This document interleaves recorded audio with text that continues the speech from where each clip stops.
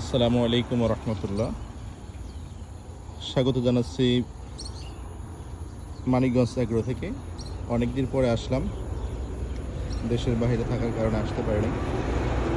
আমাদের সেই ভেঙে যাওয়া পেঁপে গাছটিতে আবার নতুন করে পেঁপে এসেছে, আলহামদুলিল্লাহ। অবশ্য এখান থেকে 5টি পেঁপে পেরে নেওয়া হয়েছে। আমাদের G9 কলার চারা, পাশে আছে লেবু, মাশাআল্লাহ। কলা গাছগুলো বড়ই হয়ে গেছে। সজনে গাছ, নতুন পেঁপের চারা, পেঁপে আসছে আলহামদুলিল্লাহ। কলা,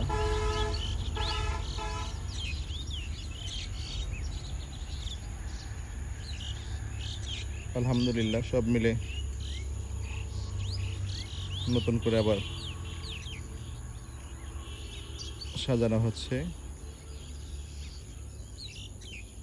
এপাশ দিয়ে আমাদের বাউন্ডারি করার জন্য লেবু গাছ দিয়েছিলাম,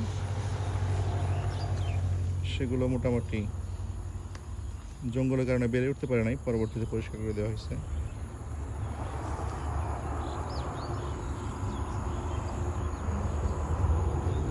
এখানে কয়েকটি গাছ সুন্দর হয়েছে, মাশাআল্লাহ।